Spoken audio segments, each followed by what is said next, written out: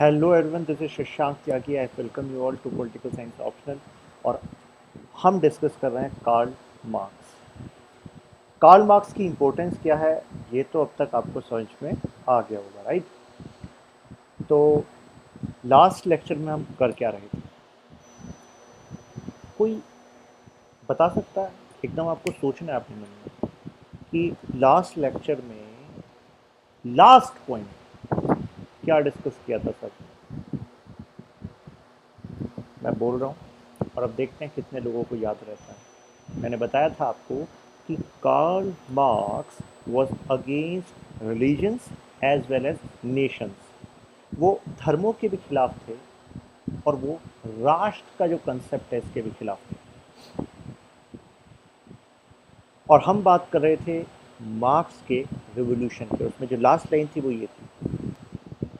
तो अगर याद नहीं आया है तो इसका मतलब क्या है कि मैंने आपको कहा था लास्ट टाइम कि आपको लेक्चर के बाद 10 मिनट केवल किसके लिए देना है? केवल एक बार सोचने के लिए कि आपने क्या किया था, है ना? और उसमें से मैंने आपको बताया था कि ऐसा हो सकता है कि 30% जो है वो हो सकता है आपको एकदम रिटेन ना कर पाए, तो फिर उसको बस 30% को एक बार देख लें तो चीज़ें दिमाग में बैठती चली जाएंगी आपके। तो यहाँ पर हमने लास्ट टाइम बात की थी, Marxism is a revolutionary political programme. क्या है?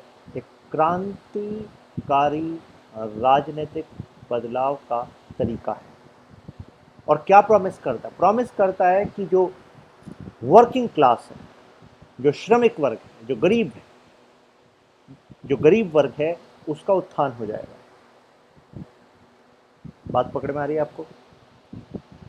देखिए, इस शब्द के लिए जो बेसिकली मैंने आपको लास्ट लेक्चर में बताया था कि मार्क्स कह रहे थे कि दुनिया भर के श्रमिकों को इकट्ठा हो जाना चाहिए और क्रांति कर देनी चाहिए, क्योंकि आपके पास खोने के लिए क्या है? केवल ये बेड़ियां हैं और कुछ नहीं, चेन्स हैं और कुछ नहीं, और पाने के लिए क्या है? पूरा संसार।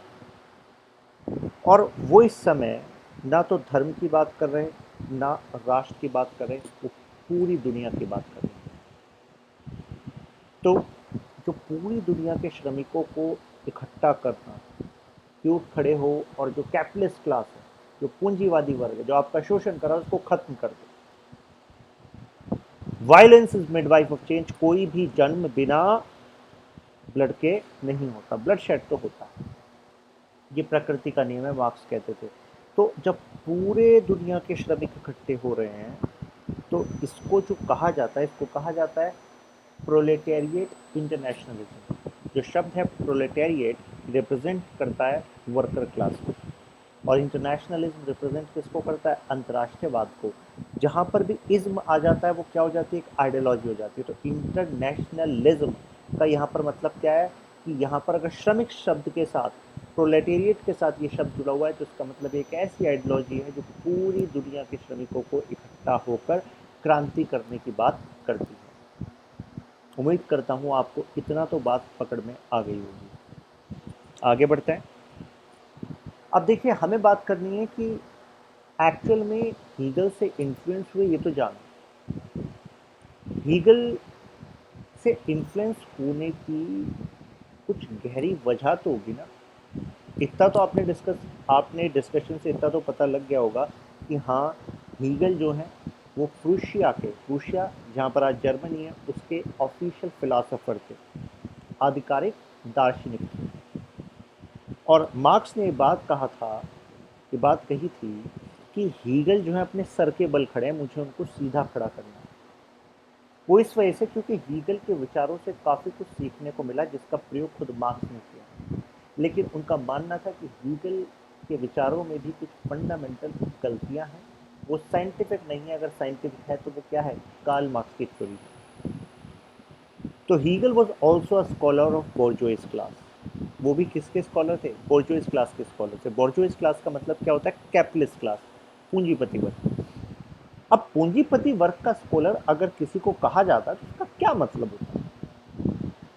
ये बात, ये सवाल आप में से कितने लोगों के दिमाग में आता होगा। और मैं आपको बता दूं, पॉलिटिकल साइंस में कई बार ये विचारकों के लिए शब्द यूज किया जाएगा। तो क्या मतलब होता है? जैसे एग्जाम्पल है, अब आप में से कोई स्टूडेंट एक विचारक बन जाए, एक थिंकर बन जाए, अपनी थ्योरी दे दे पॉलिटिकल साइंस में आगे जाए। तो ऐसे में अगर आपकी थ्योरी का फ़ायदा जो कैपिटलिस्ट क्लास है, पूंजीपति वर्ग, बिजनेस क्लास से जो ऑनर्स हैं, उनको ज़्यादा हो, तो ऐसे में आपको क्या कहा जाएगा, अच्छा तुम्हारी थ्योरी का फायदा तो किसको हो रहा है, इनको हो रहा है, यानी कि आप किसके स्कॉलर हो, आप तो इस क्लास के स्कॉलर, यानी कि आप तो बोर्जुइस क्लास, कैपिटलिस्ट क्लास के फायदे की बात करते हैं। बात पकड़ में आ रही है? तो प्रोमिनेंट आइडियाज़ क्या थे हीगल, क्या प्रोमिनेंट आइडियाज़ को बहुत ही धैर्य से और बहुत ही फोकस से समझते हैं, क्योंकि एक बार ये बात पकड़ में आ गई ना, तो इसके बाद आप कार्ल मार्क्स को तो आराम से पकड़ जाओगे। Hegel was an idealist. अगर किसी भी विचारक को हम आदर्शवादी या आइडियलिस्ट कहते हैं तो इसका मतलब क्या होता है, वो कुछ ऐसी बात करता है जो भी वास्तविकता में है नहीं लेकिन होनी चाहिए। रियलिस्ट तो बात करता है ये है बस, इसके हिसाब से करना पड़ेगा काम, इसके हिसाब से राज्य को चलाना पड़ेगा, लेकिन जो आइडियलिस्ट होते हैं वो किसकी बात करते हैं, नहीं ऐसा होना चाहिए। बात पकड़ में आ रही है आपको? According to him, idea forms basic structure of reality. उनका मानना था कि एक्चुअल में जो विचार है ये वास्तविकता का आधारभूत ढांचा बनाता है। अब आप किसी पर सोचेंगे कि सर ये तो ज़्यादा ज़्यादा ही गहरी बात है, मतलब वास्तविकता भी आ गई, विचार भी आ गया और आधारभूत ढांचा भी आ गया, इसका क्या? एग्जाम्पल देता हूँ। देखिए, एक समय ऐसा था जब महिलाओं को अधिकार नहीं दिए जाते, ना तो वोट का अधिकार था, न ही नौकरियों में भागीदारी का अधिकार होता था, ठीक है। लेकिन उसके बाद एक विचार आया कि भाई महिला भी प्रकृति से बनी है, और ऐसे में दोनों जो जेंडर्स हैं वो प्रकृति ने बनाए। किसने कहा कि एक जेंडर पीछे रहेगा, किसने कहा कि एक जेंडर आगे रहेगा? एक विचार आया ना, सबसे पहले एक विचार आया, फिर इसी विचार से पनपा कि भाई महिला और पुरुष के बराबरी के अधिकार होने चाहिए, चाहे नौकरी हो, चाहे आपका एजुकेशन हो, whether it is about jobs, whether it is about education, whether it is about voting rights, तो हर जगह क्या होना चाहिए, बराबरी होनी चाहिए। और इसी विचार के बलबूते आपको नहीं लगता कि हमारी जो वास्तविकता है उसमें बदलाव आया? तो एग्जाम्पल एक और ले लीजिए, जैसे आप हिस्ट्री में पढ़ते हैं कि राजा राम मोहन राय, ठीक है, ईश्वर चंद्र विद्यासागर, तो who are they are social reformers. तो उनके समय में जब सती प्रथा को नॉर्मल माना जाता था कई जगहों, उन्हीं के समय में जब विधवा महिलाओं को दोबारा से शादी का अधिकार नहीं था, तो इन्होंने आइडिया दिया और उस आइडिया पर काम किया और उस आइडिया को इतना प्रोपगेट किया कि वो लोगों की और हमारी पॉलिटिक्स की और समाज की एक रियलिटी बन जाए। और वो समाज की रियलिटी बनी कि नहीं बनी? तो बाद में वो जाकर क्या हो गया, कॉमन सेंस बन गया और उसको हम रियलिटी की तरह परसीव करने लगे।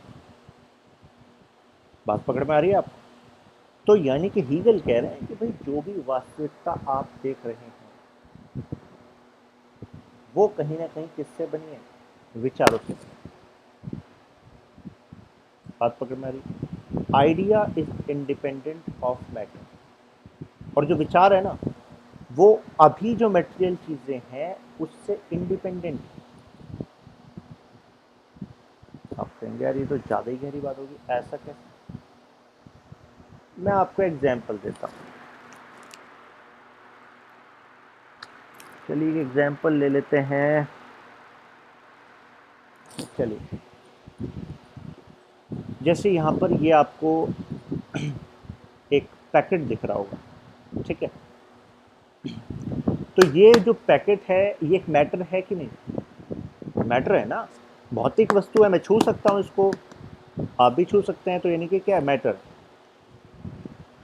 अब इसका इस्तेमाल कैसे होगा, वो क्या इसके होने से ही निर्भर हो जाएगा, या उसके लिए मेरा आइडिया जरूरी है? मेरे लिए मेरा आइडिया जरूरी है। अब एग्जाम्पल देता हूँ आपको मैं इसी के साथ और एक्सपेंड करके। मान लीजिए जैसे ये है क्या, ये बेसिकली मेरा विजिटिंग कार्ड होल्डर, ठीक है। तो अब जैसे ये विजिटिंग कार्ड होल्डर है, तो मेरे तो काम का है, तो इस वजह से बुक शेल्फ में रखा है, ठीक है, रखा रहता है। अब मेरे घर में एक 5 इयर्स का बेबी है, अभी है नहीं, मान लेते हैं, ठीक, और वो बेबी उसके हाथ में आ जाए, तो क्या वो इसका ऐसे ही इस्तेमाल करेगा, या इसको ऐसे ही रिलेट करेगा जिस जिस पर्पस से बना हुआ है? नहीं, ऐसे नहीं करेगा। भाई मेरे लिए इसका पर्पस है कि मेरे लिए इसका एक निश्चित काम है, मुझे पता है कि ये क्या काम कर सकता है मेरे लिए, ठीक है। लेकिन जो 5 साल का बेबी है, क्या उसे पता है कि इसका क्या काम है, ये किस लिए यूज आता है? नहीं पता उसको। तो यानी कि इस वस्तु का क्या प्रयोग है वास्तविकता में, use application of this product in reality is independent of this matter। वो क्या है, इस मैटर से क्या इंडिपेंडेंट है, आजाद है। भाई मेरा आइडिया है तो मेरे हिसाब से तो ये इस काम का है, 5 साल का बेबी है उसके हिसाब से उसका आइडिया है, वो इस काम का है। तो यानी कि जो मैटर है, इससे इंडिपेंडेंट हमारा आइडिया है कि नहीं? बात पकड़ में आ गई आपको?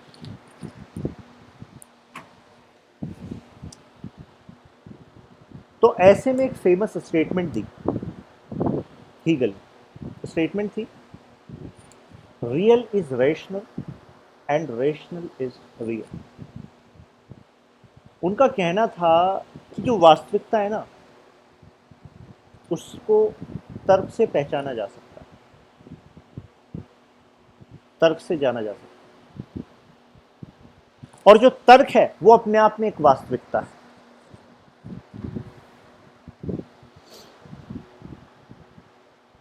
एग्जाम्पल दूं, यूपीएससी ने इससे क्वेश्चन भी पूछा था, real is rational, rational is real, full stop, comment, बोल दिया आप। अब बहुत आसान है भाई, जो भी चीज वास्तविकता में है इस दुनिया में, उसको तर्क से समझा जा सकता है, तर्क से बनाया जा सकता है, तर्क से प्रयोग किया जा सकता है। तर्क का मतलब ही क्या है? तर्क का मतलब ही ये होता है कि हम सही गलत, इसका ये प्रयोग नहीं, हम लॉजिक्स का इस्तेमाल करते हैं। बात पकड़ में आ रही है? भाई बिना लॉजिक के इस्तेमाल के तो हम किसी काम को कर ही नहीं सकते। जब तक तर्क वितर्क एनालिसिस लॉजिक नहीं होता, तो तब तक क्या हम वास्तविकता का प्रयोग कर सकते हैं, कि कर पाते हैं? नहीं कर पाते, है ना। तो रियल इज रेशनल, जो भी चीज है वास्तविकता में वो तर्क से पहचानी जा सकती है, और रेशनल इज रियल। बात पकड़ में आ रही है आपको? अभी इसको और गहराई में जाएंगे, अभी पता लगेगा आपको। अभी इतना पकड़ लीजिए कि भाई जो भी चीज़ वास्तविकता में है उसको तर्क से पहचाना जा सकता है कि हाँ ये चीज़ एग्जिस्ट करती है, और तर्क क्योंकि हमारे होने के साथ ही हमें तर्क मौजूद है, तो यानी कि तर्क क्या है, एक वास्तविकता है। क्या आप में से कोई ऐसा है जो ये कहे कि आप तार्किक नहीं है? Means if there is anyone of you would say that you are not a rational person, हो ही नहीं सकता भाई। रेशनैलिटी का इस्तेमाल तो हम हर टाइम करते हैं, है कि नहीं? Hegel established that human history is movement of ideas। वो कह रहे हैं कि एक्चुअल में जो मानव का इतिहास है वो है क्या, वो मूवमेंट ऑफ आइडियाज है। जैसे एक समय पर ये मानव के इतिहास में आइडिया था कि भाई महिलाएं सेकंड सेक्स हैं। सेकंड सेक्स का मतलब क्या होता है यहाँ पर? सेकंड कैटेगरी, सेकेंडरी मीन्स उनको जरूरी नहीं है कि वो सभी अधिकार मिले जो पुरुषों को मिलते हैं। ठीक है, तो उस टाइम पर ये एक रियलिटी। अब इसका एक काउंटर आइडिया आया कि नहीं भाई, कैसे ऐसा कैसे हो सकता है, बराबरी का अधिकार मिलेगा क्योंकि वो भी तो इंसान है। तो एक काउंटर आइडिया है, और उस आइडिया के आने से हमारा इतिहास जो है वो बदला कि नहीं बदला? बदला।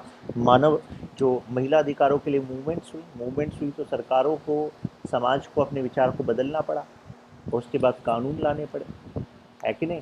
तो he will establish that human history is movement of idea. Actual में क्या है, ये आइडियाज का ही मूवमेंट। कभी कोई चीज़ सही मानी जाती है, फिर उसका अपोजिशन होता है, फिर एक नई चीज़ सही मानी जाती है, और इस तरीके से मानव का इतिहास चल रहा है। He held that state is march of God on earth। अब देखिए इस स्टेटमेंट को ध्यान रखिएगा, यहां से भी क्वेश्चन आ चुका है। एक तो मैंने आपको बताया real is rational, rational is real, वहां से क्वेश्चन आ चुका है। एक इस स्टेटमेंट से क्वेश्चन आ चुका है, state is March of God on earth. अब इसका मतलब क्या, क्यों बात कही होगी उन्होंने? ठीक, आपको सीधी सी कहानी समझाता हूँ, इसके पीछे था क्या कारण। ठीक, देखिए हीगल थे प्रूशिया के ऑफिशियल फिलोसोफर। ठीक है, तो एक तरीके से सरकार ने ही उनको नामित किया हुआ है, और ऐसे में उन्होंने ऐसे विचार दिए जिससे कि प्रशिया जो राज्य है उसमें लोगों का विश्वास बढ़े, जो सरकार करे लोग उसको माने, लोग उससे कनेक्ट रहें। तो इस वजह से यहाँ पर, और उनको भी क्यों बनाया गया? उनको इसलिए बनाया गया क्योंकि वहाँ की सरकार ने देखा, वहाँ राज्य ने देखा कि भाई हीगल के विचार राज्य को फायदा पहुंचा सकते हैं। अब देखिए एक विचार ही तो है, state is March of God on earth. Actual में राज्य का धरती पर होना ऐसे ही है जैसे कि ईश्वर धरती पर चल रहे हैं। मीन्स जो राज्य है, राज्य यानी कि जैसे इंडिया के कंटेक्स्ट में इंडिया इज अ स्टेट। यहाँ पर स्टेट यूपी बिहार की बात नहीं कर रहा हूँ। स्टेट का मतलब बता रखा है आपको, 4 फीचर। क्या है 4 फीचर्स? अरे याद है ना, पॉपुलेशन, टेरिटरी, सोवेनिटी, गवर्नमेंट, है कि नहीं? तो ऐसे में राज्य का होना ही धरती पर ईश्वर का चलना। अब इसका मतलब क्या, आप सुनिए। हीगल कहते थे बिना राज्य के इंसान रह नहीं सकता। ठीक, दूसरी बात उनका ये मानना था कि भाई जैसे भगवान जो होता है वो ओमनी पोटेंट होता है, सर्वशक्तिशाली होता है, ओमनी प्रेजेंट होता है, हर जगह विद्यमान होता है। ईश्वर हर जगह विद्यमान है, ये मानते हैं ना? ऐसा तो नहीं है ना कि ईश्वर किसी स्पेसिफिक जगह ही है। यही मानते हैं कि ईश्वर तो हर जगह है, क्योंकि ये क्रिएशन है तो हर क्रिएशन का क्या होता है, क्रिएटर होता है। तो इस क्रिएशन का भी क्या है, कोई क्रिएटर है। वो क्रिएटर कौन है? गॉड। और अपनी हर एक क्रिएशन में क्रिएटर है। तो ऐसे में जैसे ईश्वर सर्वशक्तिशाली है, ये माना जाता है कि भाई आपकी सभी समस्याओं का समाधान ईश्वर के पास है। आपकी जो भी दिक्कतें हैं लाइफ की, ईश्वर सॉल्व करता है, कर सकता है। आपकी जो आवश्यकताएं हैं उनकी पूर्ति कौन कर सकता है? ईश्वर कर सकता है। तो इसी तरीके से जैसे ईश्वर कर सकता है, तो अब देखा जाए तो ईश्वर के समकक्ष कौन बात कर रहा है यहाँ पर? हीगल कह रहे हैं ईश्वर के समकक्ष धरती पर कौन है? राज्य। क्योंकि सरकार यानी कि राज्य ही है जो आपकी सुरक्षा करता है दुश्मन से, कोई आपके क्षेत्र में आकर आपका नुकसान ना करे। आप ही के आसपास के लोग आपका नुकसान ना कर दें, इसकी भी सुरक्षा कौन करता है? राज्य करता है, पुलिसिंग के द्वारा। अगर आपको जरूरत होती है तो ऐसे में आपकी ज़रूरतों की पूर्ति करने के लिए कोई राज्य योजना चलाता है कि आपका खाना पीना इन सब की व्यवस्था राज्य कर सके। आपको शिक्षित करता है जिससे कि आप और बेहतर विचार रख सकें, समझदार बन सकें और ऐसे अवसर अपनी ज़िंदगी में प्रयोग कर सकें जहाँ से आप अपनी लाइफ का मज़ा ले सकें। तो कहने का मतलब है कि जैसे काम ईश्वर का होता है, माना जाता है लोगों की ज़िंदगी में, वास्तविकता में वो काम धरती पर कौन करता है? राज्य करता है। और इसी वजह से जिस तरीके से आप ईश्वर को रेस्पेक्ट करते हो, इसी तरीके से राज्य को भी रेस्पेक्ट होना चाहिए। बात पकड़ में आ रही है? He held that among all the states in the world, Prussian state is nearest to God. और वो कहते थे कि एक्चुअल में दुनिया में जितने भी राज्य हैं ना, उनमें अगर ईश्वर के करीब कोई राज्य है वो है प्रूशियन। प्रूशियन यानी कि जहाँ के वो ऑफिशियल फिलोसोफर थे। अगर ईश्वर के सबसे करीब है कोई राज्य, वो क्या है? प्रूशिया। अब आप सोचेंगे ऐसा क्यों? क्योंकि ईश्वर के कुछ एट्रीब्यूट्स होते हैं। जैसे ईश्वर जो है वो इच्छाओं की पूर्ति करता है, ध्यान रखता है, सुरक्षा देता है, ये सारे काम करता है। तो उनका कहना था ये सारे कामों में सबसे अच्छी तरीके से काम कौन करता है, कर रहा है दुनिया में? प्रूशिया है, तो यानी कि वो ईश्वर के सबसे करीब। बात पकड़ में आ रही है आपको? Hegel is among few scholars who have justified war. Hegel कुछ ऐसे विचारकों में से है, कुछ ही विचारक हैं ऐसे जो कहते हैं एक्चुअल में जो युद्ध है वो ज़रूरी है, युद्ध के फायदे। अब जैसे अभी माहौल बन रहा था कि भाई चाइना के साथ भारत का युद्ध हो सकता है, means India can go against China, we can have a war, ऐसे चर्चाएं चल रही। तो हीगल कहते हैं कि भाई इसके फायदे हैं वॉर के। तो जो क्या फायदे हैं? वो तो ये कहते थे हीगल कि एक्चुअल में समय समय पर वॉर होते रहने चाहिए,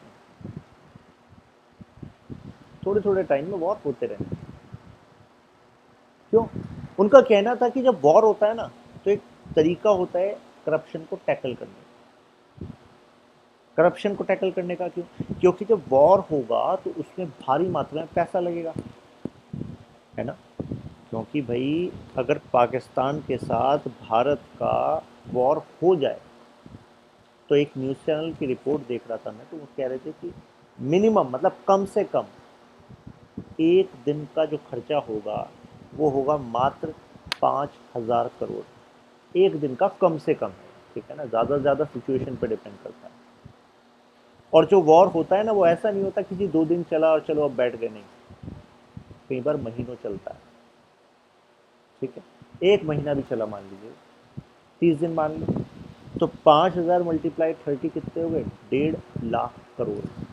तो 1,50,000 करोड़ क्या हो गए? स्वाहा।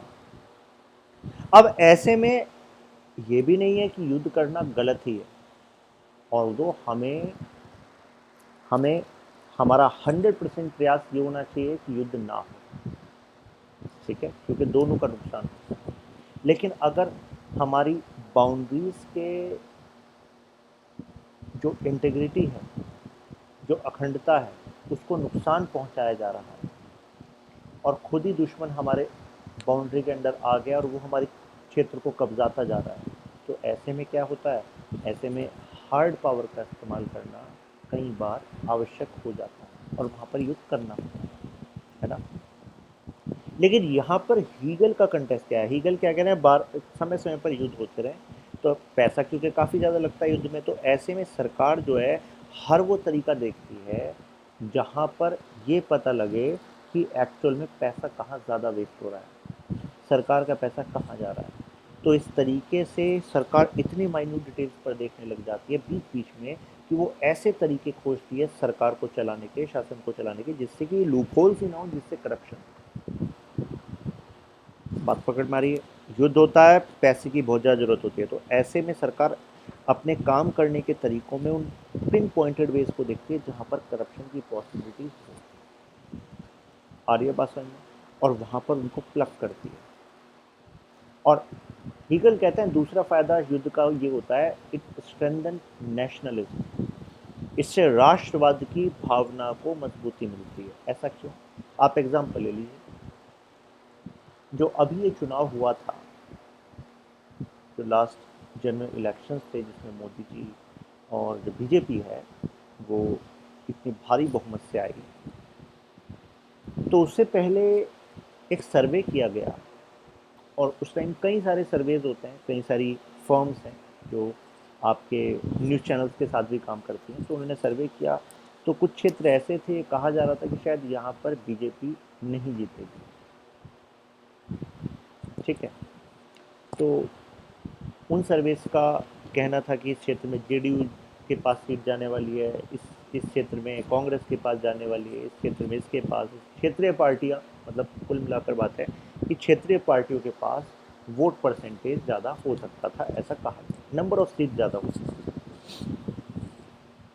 लेकिन आपको याद हो कि इस चुनाव से पहले, जो ये वाला चुनाव था, चुनाव से पहले पाकिस्तान के खिलाफ Balakot air strike, surgical strike, इसका माहौल बना।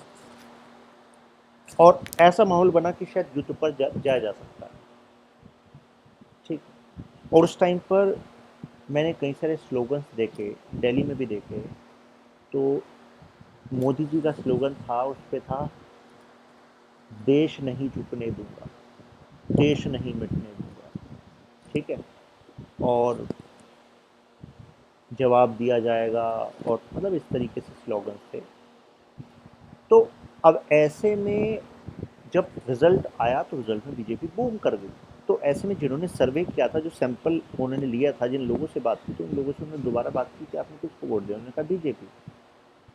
तो उन्होंने पूछा सर्वे वालों ने कि सर पहले तो आप कह रहे थे दूसरे पार्टी को देना, फिर आपने बीजेपी को किया। तो उन्होंने कहा देखो ऐसा है, देश पहले, बाकी सब बाद में।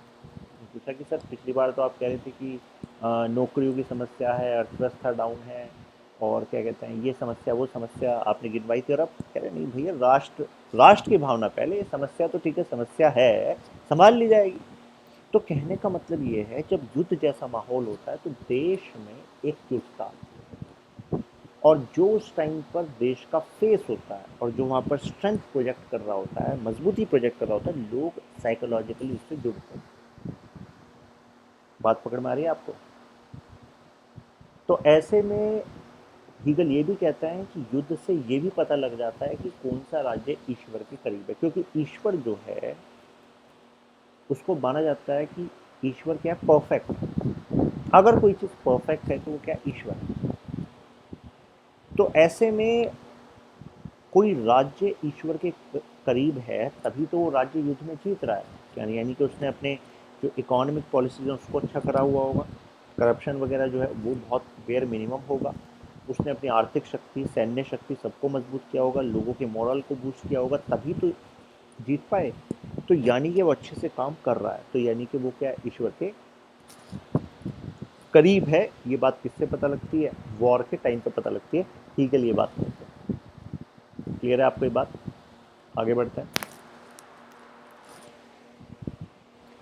अब देखिए, हीगल ने एक बुक लिखी, फिनोमिनोलॉजी ऑफ स्पिरिट। ठीक है, और बहुत ही आसानी से बताता हूँ है क्या। ठीक, अभी इस डायग्राम को जरा देखिए, आपको क्या दिख रहा है डायग्राम, क्या समझ में आ रहा है, और बहुत ही आसानी से समझ में आ जाएगा आपको।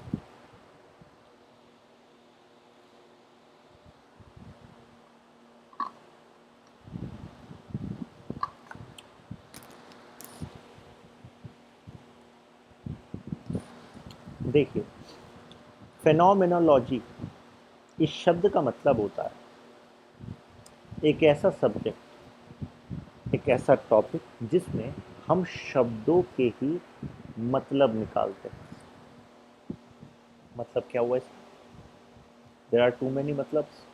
सीधी सी बात यह है, फेनोमेनोलॉजी दो शब्दों से बना है, फिनोमिना और लॉजी। ठीक है, फिनोमिना कहने का मतलब क्या होता है, भाई कोई भी चीज़ जो है वो कैसे आई, क्या काम कर रही है, कैसे वो स्वरूप बदलती है। ठीक है, तो यानी कि यहाँ पर स्पिरिट रिप्रेजेंट किसको कर रहा है, वो रिप्रेजेंट कर रहा है गॉड को। ठीक है, आत्मा यहाँ रिप्रेजेंट किसको कर रहा है, गॉड।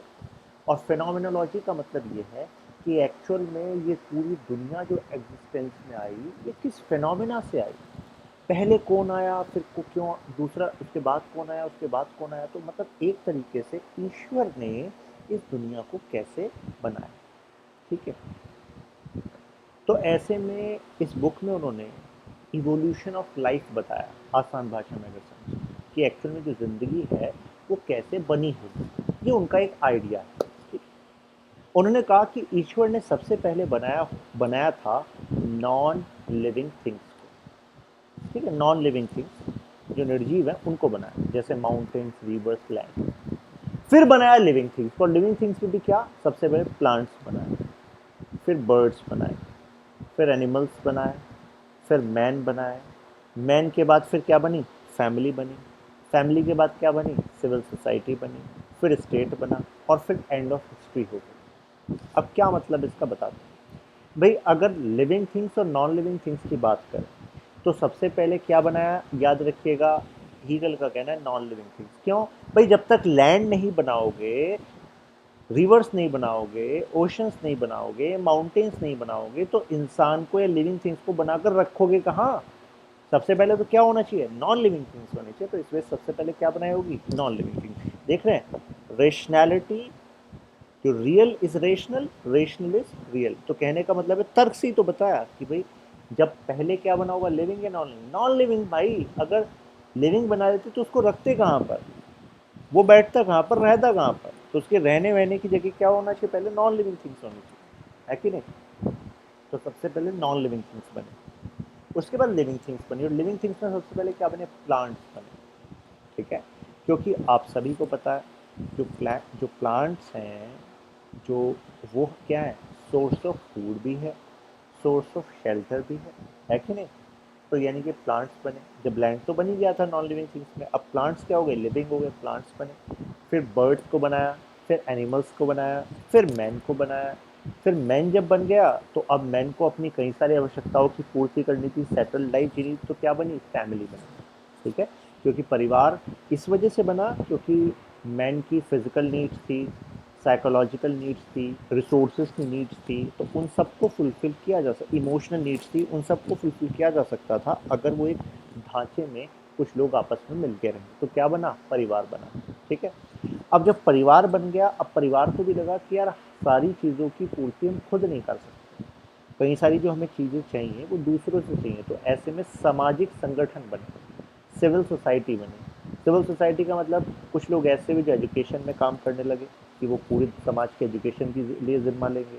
कुछ लोग ऐसे हुए जो फॉर एग्जांपल आपका से एनजीओ वगैरह, आज के टाइम में सिविल सोसाइटी का best example NGO, non government organisation, government नहीं है लेकिन वो गवर्नमेंट जैसे काम करती है, जो सुविधाएं देने की कोशिश करती है। ठीक है, ऐसी आपका रिलीजियस इंस्टीट्यूशंस, वो भी सिविल सोसाइटी है, सामाजिक संगठन है। तो ऐसे फिर क्या बने, कई परिवारों ने मिलकर या कुछ लोगों ने ग्रुप बनाकर सिविल सोसाइटी बनाई। अब सिविल सोसाइटी तो बन गई, लेकिन उनको लगा कि यार सिर्फ इससे काम नहीं होगा, हमें कुछ ऐसा चाहिए जो रूल बनाए, इम्प्लीमेंट कराए, और फिर फैसला भी दे अगर कोई रूल तोड़े, तो यानी कि ज़्यादा पावर होनी चाहिए उसके पास। तो ऐसे में क्या बना, स्टेट बना, राज्य बना। और जब राज्य बन गया फिर उसके बाद होगी एंड ऑफ हिस्ट्री। अब ये एंड ऑफ हिस्ट्री का मतलब क्या है, इतिहास खत्म होने का मतलब क्या है। देखिए यहाँ पर इतिहास खत्म होने का मतलब, एंड ऑफ हिस्ट्री का मतलब होता है कि अब इसके बाद कोई और तर्क नहीं आ सकता जो स्टेट से भी बेहतर हो। बात पकड़ में आ रही है आपको। एंड ऑफ हिस्ट्री का मतलब दुनिया खत्म होना नहीं है। ठीक है, आपको लगेगा इतिहास खत्म कैसे हो गया, राज्य बने लेकिन उसके बाद भी तो इतिहास बनता रहता है, किताबों में लिखा जाता है, बच्चे पढ़ते हैं। यहाँ एंड ऑफ हिस्ट्री शब्द का मतलब ये है कि एक बार राज्य बन गया तो राज्य से ऊपर कुछ नहीं बना, क्योंकि राज्य तो खुद क्या है, ईश्वर के करीब है। धरती पर ईश्वर को अगर कोई रिप्रेजेंट कर रहा है, कौन कर रहा है, राज्य कर रहा है, क्योंकि state is March of God on earth, है कि नहीं। तो ये इवोल्यूशन उन्होंने बताया। ठीक है, तो we can understand existence of God through reason. अभी आपको तर्क दिया था ना मैंने कि जैसे हर क्रिएशन का एक क्रिएटर होता है, तो जैसे आप एक क्रिएशन है कि नहीं, आप अस्तित्व में हैं, तो आपके भी कोई क्रिएटर है कि नहीं, हाँ आपके मदर और फादर हैं, उनका भी कोई क्रिएटर है कि नहीं, हाँ उनके भी क्रिएटर है। तो ऐसी हमारे आसपास जितनी भी चीज़ें, आप अपने रूम में देखिए, कोई ऐसी चीज़ नहीं होगी जिसका कोई क्रिएटर ना हो। अगर आप में से कोई आसपास देखकर कोई एक भी चीज़ बता दे कि सर इस चीज़ का कोई क्रिएटर नहीं है, मेरे रूम में ये चीज़ है, इसका कोई क्रिएटर नहीं है, रूम की बात कर रहा हूँ, तो अगर आप में से किसी ने ये बात प्रूव कर दी कि भाई आपके आसपास रूम में कोई चीज़ है और उसका कोई क्रिएटर नहीं है, वो बिना क्रिएटर के एग्जिस्ट करती है, ठीक है, ये तर्क ही तो लगा रहे हैं हम। तो ऐसे में अगर आप में से कोई प्रूव कर दे तो मेरे बैंक अकाउंट में जितने पैसे हैं सब आपके अकाउंट में ट्रांसफ़र हो जाएंगे, ठीक है। आप बस प्रूफ कर दो और प्रूफ के साथ अपना bank account number, IFSC code और नाम दे देना, ट्रांसफ़र हो जाएंगे। देखिए कितनी अच्छा मौका है आपके लिए। और जब ये आप तर्क लगाएंगे तो आप समझ जाएंगे कि हीगल ने क्या कहा, real is rational, rational is real. अरे हर क्रिएशन का एक क्रिएटर होता है। तो God is the ultimate idea in universal spirit. तो इस वजह से हम भी एक क्रिएशन है, दुनिया एक क्रिएशन है, तो इसका भी क्या है, एक creator. According to Hegel there are two dimensions of this universe. इस ब्रह्मांड के दो आयाम, एक तो है स्पिरिचुअल, एक है मैटेरियल, ठीक है, एक तो है अध्यात्म वाला, ठीक है, और एक है मैटेरियल। मैटेरियल का मतलब भौतिकवाद, जिनको हम सेंसरी ऑर्गन से छू सकते हैं, महसूस कर सकते हैं। लेकिन एक वो भी पार्ट है इस ब्रह्मांड का जो कि मैटर नहीं, स्पिरिचुअल, जिसको छुआ नहीं जा सकता लेकिन वो है। बात पकड़ में आ रही है आपको? Spiritual part is superior part, it is superior to material part, ये सुपीरियर। और अब आपके दिमाग में ख्याल आया होगा कि सर स्पिरिचुअल पार्ट जो है, अध्यात्म वाला भाग जो है, वो सुपीरियर है क्यों, है ना? लीजिए, जहाँ आप सोचते हैं ना, वो मैं पहले से सोच के बैठा हूँ। स्पिरिचुअल को ऊपर क्यों माना? क्योंकि spiritual can exist without material, material is reflection of spiritual. तो आप ऐसे देख लीजिए, यहाँ पर स्पिरिचुअल को रिप्रेजेंट करिए आइडियाज से, ठीक है।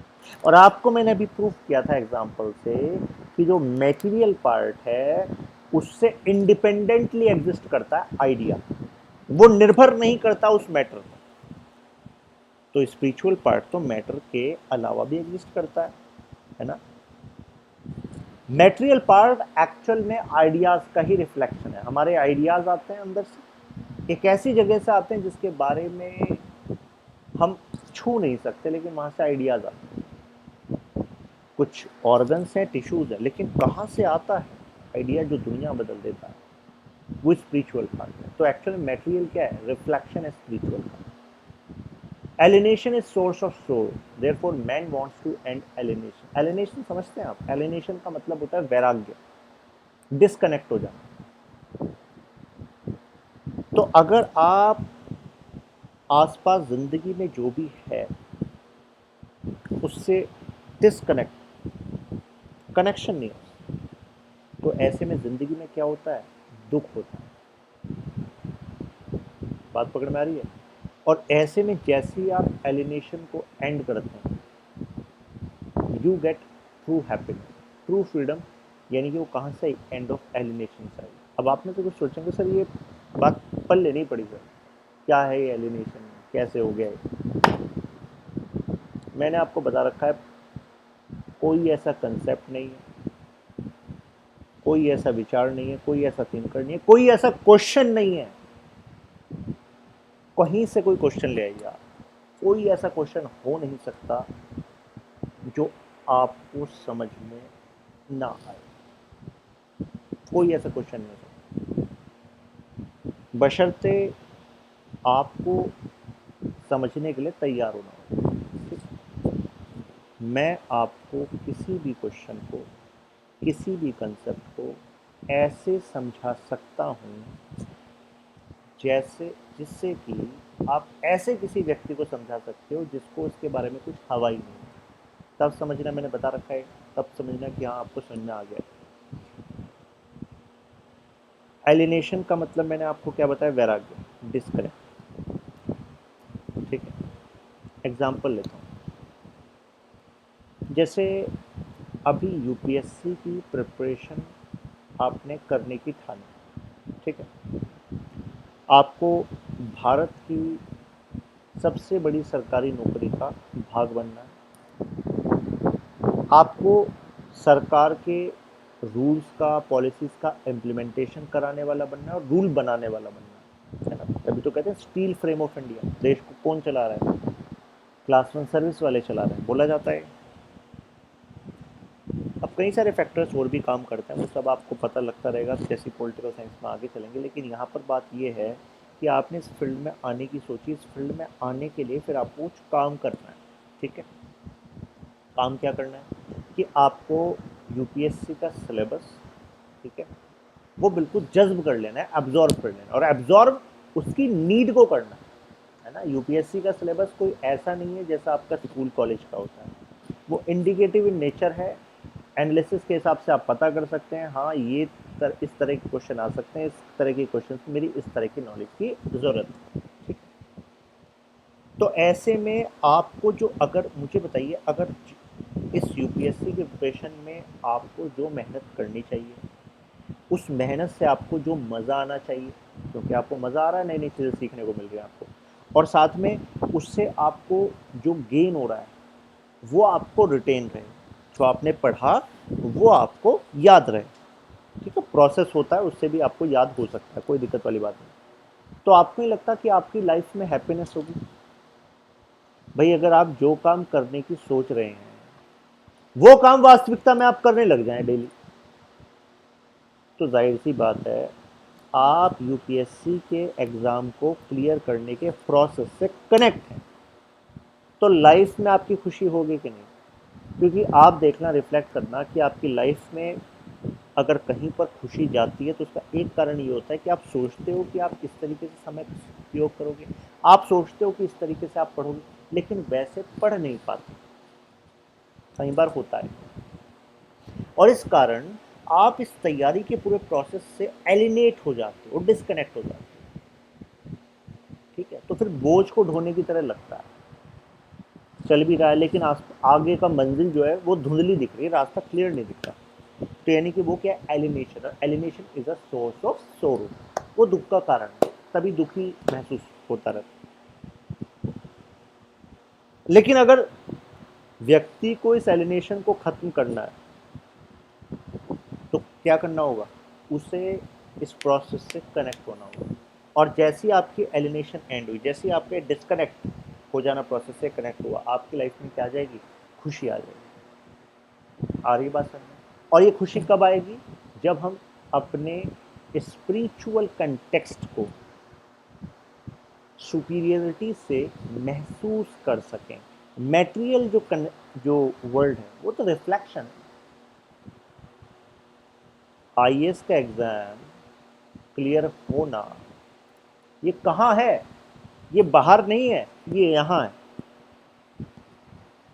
सारा काम यहाँ से होना है, यहीं से आपके डेली एक्शंस हैं, यहीं से आपके टाइम मैनेजमेंट है, यहीं से आपकी पर्सनैलिटी में इम्प्रूवमेंट है, सब कुछ यहाँ है। बाहर क्या है? यहीं है सब कुछ, यहाँ से ही एक्शंस निकलते हैं, यहीं से रिजल्ट क्रिएट होता है। बाहर तो केवल एक पर्दा है, आप तैयार जैसे ही हो जाते हैं, स्टेज पे से पर्दा हटता है और आप रेडी हैं। तो आईएएस तो आप इस प्रोसेस में बनता है जिस टाइम आप तैयारी कर रहे हो। सारा गेम कहाँ है? यहाँ। बाहर की सिचुएशंस हिला नहीं सकती आपको, अगर यहाँ से किस तरीके से ऑर्गेनाइज करना है लाइफ को, वो चल रहा है। और कनेक्शन है लाइफ के साथ, एलिनेशन नहीं, डिस्कनेक्ट नहीं। अपने आप से डिस्कनेक्ट है तो बताओ, वहां तो दुख हो गई।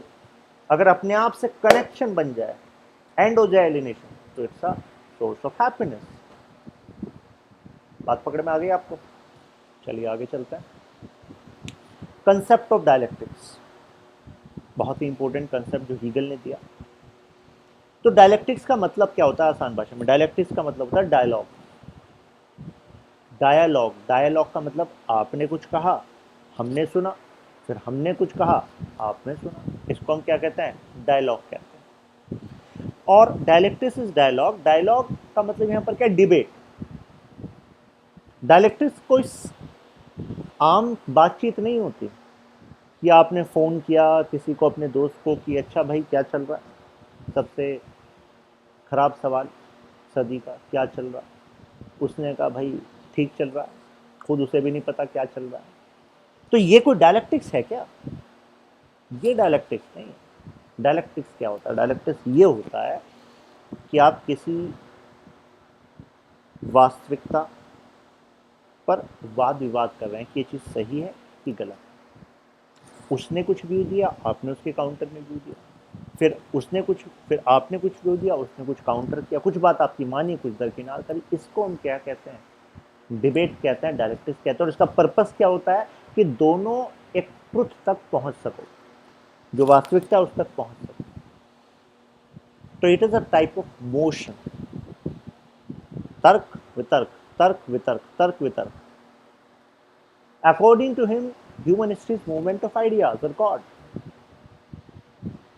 मानव इतिहास क्या है? आइडियाज का मूवमेंट है। पहले ये आइडिया था, फिर उसके काउंटर में आइडिया है। जैसे बताया आपको एग्जांपल, पहले आइडिया था महिलाओं को अधिकार नहीं देने, फिर आइडिया है महिला को अधिकार देने। अब फाइनल रिजल्ट क्या निकला? अधिकार मिल रहा है।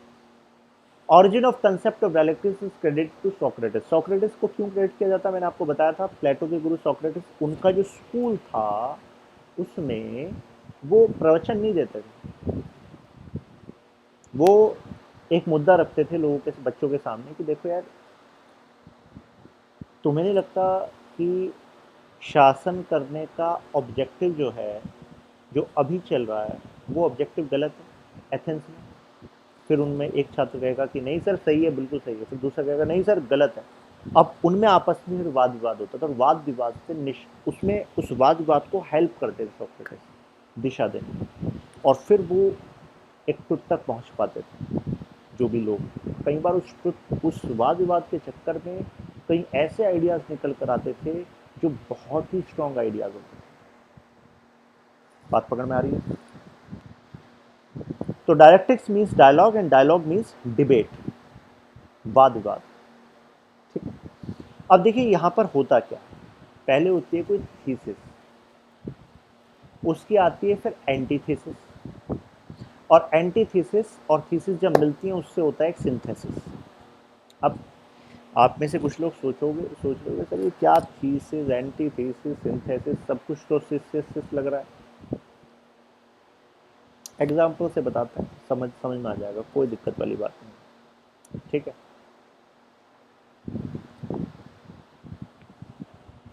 आप ऐसे समझिए, मैं इसी में आपको एग्जाम्पल देके समझाता हूँ।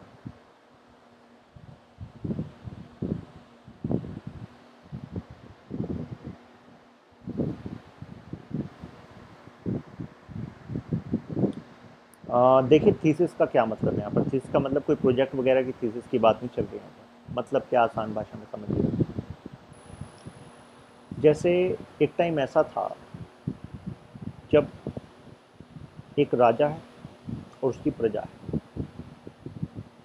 तो जो राजा का बेटा होगा वही राजा बनेगा, है ना? ऐसे ही तो होता है। राजा का बेटा या राजा के परिवार से ही जो होगा वही राजा बनेगा, ये एक थीसिस थी।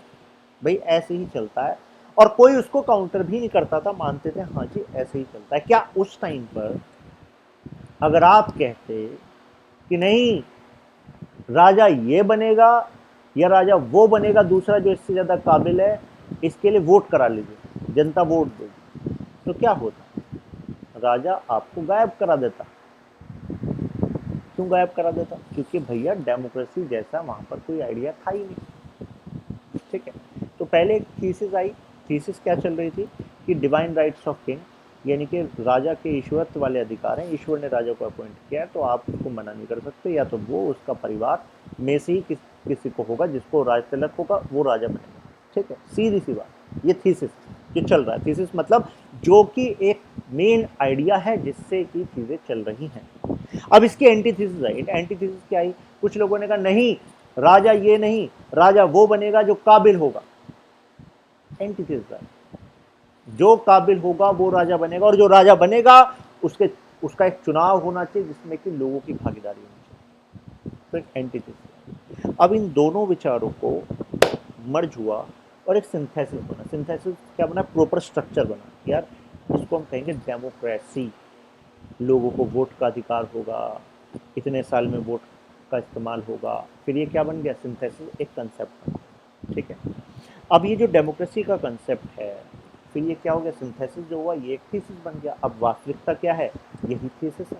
इंडिया देख लीजिए, यूएसए देख लीजिए, है ना, ये थीसिस। लेकिन इस थीसिस का भी भविष्य में क्या हो सकता है, एंटीथीसिस आ सकता है। हो सकता है कोई व्यक्ति हमारे रहते हुए भी, जब तक हम हैं इस दुनिया में, हो सकता है हमारे बाद, हो सकता है हमारे सामने एंटीथीसिस दे कि देखिए, और कई सारे लोग इकट्ठे हो जाएं कि देखिए, democracy is not the best form of government, we should bring new idea, एक नया आइडिया आना चाहिए। क्योंकि डेमोक्रेसी का मतलब होता है लोगों का शासन, लेकिन लोगों को अगर पता ही नहीं है कि एक्चुअल में उनकी वोट की वैल्यू क्या है, तो कैसे उनका शासन, अगर लोग अवेयर ही नहीं है तो कैसे उनका शासन, तो एक नया कोई आइडिया, ठीक है, कि अब नए तरीके से गवर्न होगा, तो एंटीथेसिस, उस एंटीथेसिस से क्या बनेगी, फिर सिंथेसिस बनेगी। सिंथेसिस क्या होगी, डेमोक्रेसी का कंसेप्ट और डेमोक्रेसी के अपोज में जो कंसेप्ट है, दोनों को मिलाएंगे और उससे एक सिंथेसिस बनाएंगे। ठीक है, और जो ये सिंथेसिस होगी, यही क्या होगी, थीसिस होगी, इसको थीसिस मानिए।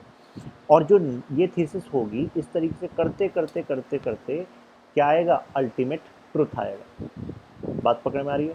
तो यानी कि वास्तविकता तक पहुंचने का रास्ता क्या है, कि एक विचार का काउंटर विचार आना चाहिए, जिससे कि फर्दर इम्प्रूवमेंट हो सके। एंटीथेसिस का मतलब क्या होता है, काउंटर आर्ग्यूमेंट, और काउंटर आर्ग्यूमेंट का मतलब क्या होता है, फिर इससे क्या निकलता है, कंक्लूजन निकलता है, सिंथेसिस। ठीक है, उम्मीद करता हूँ अब आपको पकड़ में आ गई होगी बात। तो dialectics is a filtration process by which our belief transfer into true knowledge. तो डायलेक्टिक्स जो है वाद विवाद वाला, इसलिए क्या, एक फिल्ट्रेशन प्रोसेस है, जिससे कि जो हमारे बिलीव्स हैं, जो हमारे विश्वास हैं, वो ट्रू नॉलेज की तरफ में बदल जाते हैं। जैसे अभी मान लीजिए आप में से कोई है, आप में से हर किसी का अपने अपने विचार होंगे, धर्म को लेकर, राष्ट्र को लेकर, अगर नहीं है तो बन जाएंगे। तो आपको क्या लगता है कि जो आपके विचार हैं उससे बेहतर कोई विचार नहीं आ सकता? आ सकता है। उससे बेहतर विचार कैसा आएगा, जब आपको कोई ऐसा मिलेगा जो आपके विचारों को काउंटर कर सके, और फिर आप उसके विचारों को काउंटर करने की कोशिश करोगे, तो ऐसे में दोनों को ही एक दूसरे के कई ऐसे एस्पेक्ट्स के बारे में जानकारी होगी जो शायद आपको भी नहीं थी। तो इससे जो आपके विश्वास थे उनको चैलेंज मिलेगा, और चैलेंज मिलकर वो किस तरफ मूव होंगे, ट्रू नॉलेज की तरफ मूव होंगे, जो सच है उसकी तरफ मूव होंगे। तो फिल्ट्रेशन प्रोसेस से क्या होता है, बिलीफ जो होते हैं वो ट्रू नॉलेज में ट्रांसफर होते हैं। ठीक है, क्योंकि देखिए, बिलीफ का मतलब तो होता है कि भाई आपका ऐसा मानना है। ठीक है, तो मुझे बताइए, बिलीफ ज़्यादा टिकाऊ होते हैं या ट्रू नॉलेज? भाई बिलीफ तो आपने, किसी ने कहा कुछ, आपने अनुभव किया, आपने मान लिया, लेकिन ट्रू नॉलेज क्या है? ट्रू नॉलेज होती है जो आपको अब महसूस हो गया है कि यही अल्टीमेट है, इससे ऊपर कुछ नहीं है। बात पकड़ में आ रही है? तो बिलीफ तो ऐसा भी हो सकता है, किसी ने कुछ कहा, बचपन से आपने सुना, आपने मान लिया कि अच्छा चलो यही बिलीफ है, लेकिन ट्रू नॉलेज क्या होता है, वो अनुभव की जाती है। तो thesis, antithesis, synthesis, each step is interconnected. Interconnected ना, पहले थीसिस कोई जो अभी चल रहा है, फिर इसका एंटीथेसिस, और दोनों का मिलाकर फिर क्या बन जाता है, next synthesis. Each step is interconnected, with in thesis is hidden antithesis and synthesis. और एक हर एक थीसिस में कहीं ना कहीं एक एंटीथेसिस और सिंथेसिस छुपा होता है। ऐसा क्यों कहा, देखिए, अगर हम बात करें थीसिस की, तो थीसिस कब बनी होगी, जब उसका कोई एंटी, पहले उससे पहले कोई थीसिस रही होगी, तो उसकी एंटी थीसिस आई, और फिर उससे क्या हो गया, सिंथेसिस हो गया। अब देखिए, यहाँ पर वर्ड्स में मत उलझिएगा, क्योंकि कई बार क्या होता है, कोई बच्चा पहली बार जब पढ़ता है थीसिस एंटीथेसिस, वहीं पर दिमाग के दरवाजे होते हैं बंद, कि भैया ये तो कुछ नए नए शब्द हैं, तो अपनी बस के बाहर के हैं, यहाँ दिमाग के दरवाजे करते हैं बंद, इससे आगे कुछ जो सर बताएंगे अच्छी अच्छी बातें, मज़ा रोचक वाली बातें, वो सुन लेंगे, वो समझ लेंगे। ऐसी गलती भूल कर मत कर दें। हर एक एस्पेक्ट पर आपकी पकड़ होनी चाहिए, और कोई एस्पेक्ट ऐसा नहीं जो आपको समझ में आ नहीं सकता, चाहे आपका बैकग्राउंड कोई भी हो, एकेडमिक बैकग्राउंड क्या हो आपका, आपकी ग्रेजुएशन क्या हो, मायने ही नहीं रखता, क्योंकि पॉलिटिकल साइंस तो व्यवहारिक है, हर किसी की लाइफ से जुड़ी हुई है। बात पकड़ में आ रही है आपको?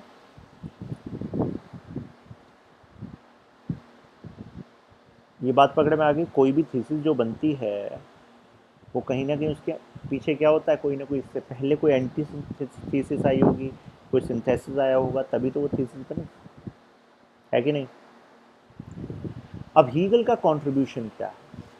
ठीक है, तो Hegel has applied to understand movement of idea. तो एक्चुअल में हीगल ने क्या करा, जो आइडियाज का मूवमेंट है इसको समझा कि एक्चुअल में विचारों में परिवर्तन होता कैसे है, ऐसा क्यों है कि एक समय पर एक विचार होता है फिर उसका काउंटर आता है।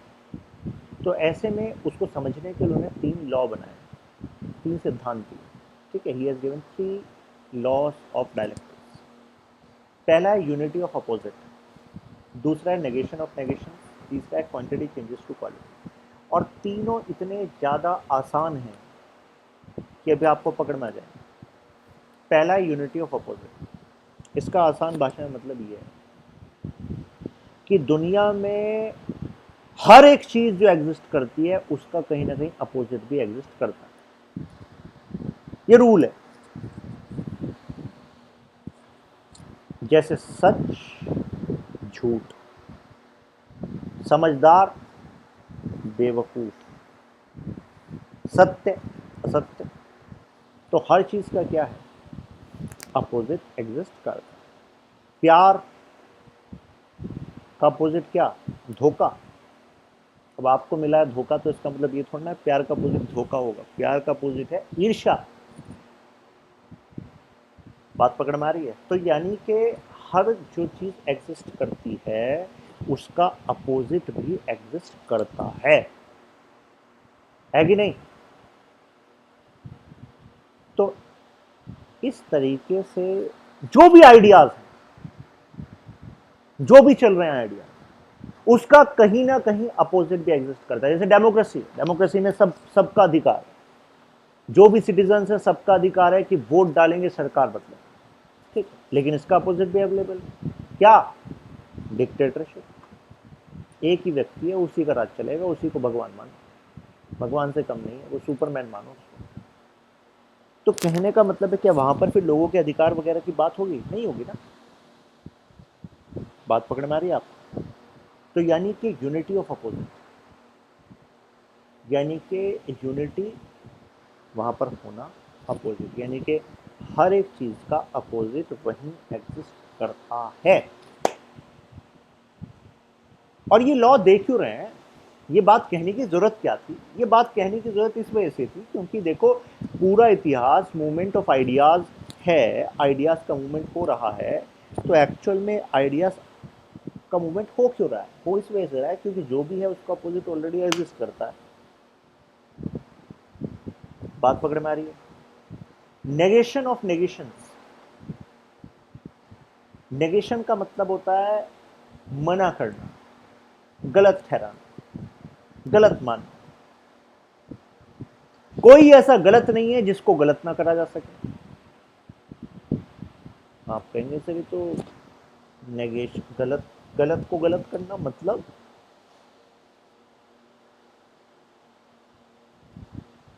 देखिए बताता हूं आपको, कितने आसानी से बताता हूं। इम्प्लीकेशन ऑफ डायलेक्टिक्स में आपको अभी पॉइंट बताता हूं, इसको लेकर एग्जांपल लेके बताता हूं। In everything of universe exist its own contradiction. ठीक है, दुनिया में जो भी चीज एग्जिस्ट करती है उसका अपने आप में कंट्रडिक्शन भी एग्जिस्ट करता है। जैसे बताया ना, प्यार, ईर्ष्या, सच, झूठ, है ना। ये तो हो गया पहला law, contradiction is a moving force, और हमेशा कंट्रडिक्शन बनते रहते हैं। कोई भी चीज एग्जिस्ट कर लो, हर चीज का कंट्रडिक्शन है। Hence there is internal movement, और इस वजह से एक मूवमेंट आइडियाज की होती रहती है। Nature of movement is such that, अब ये सेकंड वाला लॉ है, मैं आपको बता दूं।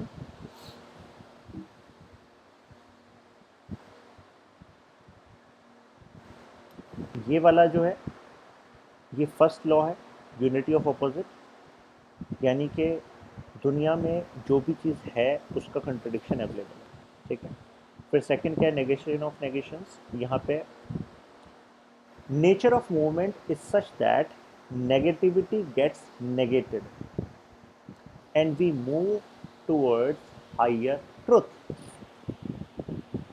यानी कि जो भी चीज़ दुनिया में गलत एग्जिस्ट करती है उसको नकारा जाता है।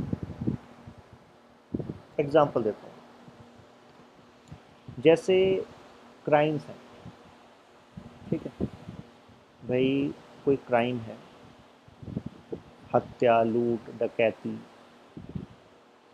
मर्डर, डैकोइटी, तो ये गलत है कि नहीं? गलत है।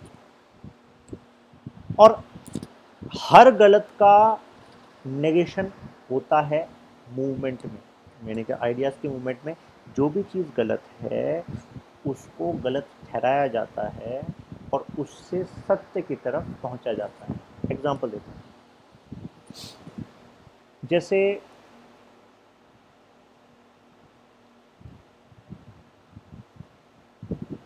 चाइना के ईस्टर्न पार्ट में एक ट्रेडिशन था वेमेन की ब्यूटी को लेकर।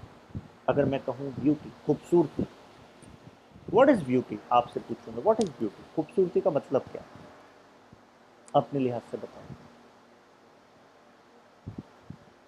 आप में से कई लोग हैं, खूबसूरती का मतलब, जो हम तो खूबसूरती कहाँ से मानते हैं, हम तो मूवीज़ में और टीवी सीरीज़ में एक्ट्रेस को देखते हैं और पोर्ट्रे किया जाता है कि yes she is beautiful. Instagram, Facebook पे हम देखते हैं जिसको जो ज़्यादा पॉपुलर होती रहती है या होता रहता है, तो हम उसको मान लेते हैं कि yes this is the concept of beauty. किसने कहा भाई वो कंसेप्ट ऑफ ब्यूटी है? नहीं, लोगों ने मान लिया, आपने मान लिया, यही परम सत्य है। किसने कहा? उसका भी क्या है, नेगेशन अवेलेबल होता है। एग्जाम्पल देता हूँ और ज़्यादा डीप जाकर, ठीक है, क्योंकि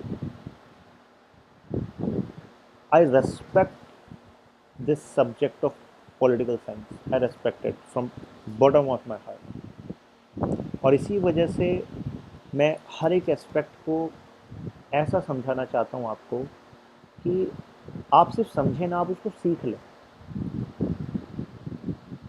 कोई क्वेश्चन कुछ बिगाड़ नहीं सकता, आप पकड़ लीजिए बस आप, और लाइफ में भी काम काम आएगा। मैंने आपको वादा किया था कि 1.5 से 2 महीने में आपके विचारों में बदलाव आना स्टार्ट हो जाएगा, आपकी पर्सनैलिटी में एनहेंसमेंट आना स्टार्ट हो जाएगा। जिस तरीके से आप दुनिया को देखते हैं, सोचते हैं, it is going to shift. That political science and me is going to offer to you. करा था आपको, अब सुनिए ज़रा आप। देखिए, जैसे ब्यूटी के कंसेप्शन में काफ़ी सालों तक और अभी भी कई जगह पर और आम तौर पर ये देखा गया कि लोग फेयर कलर को प्रेफर करते हैं as conception of beauty over black. सावले रंग से गोरे रंग को प्रेफर करते हैं एज कंसेप्शन ऑफ ब्यूटी करते हैं। और काफ़ी समय तक ऐसा ही हुआ कि इंटरनेशनल ब्यूटी पेजेंट्स में जो जीत, जिसको मिस यूनिवर्स, मिस वर्ल्ड का खिताब मिलता था, तो चेंज हो गई हैं चीज़ें। वो फेयर कलर में जो पार्टिसिपेंट होते थे उनको मिल जाता था।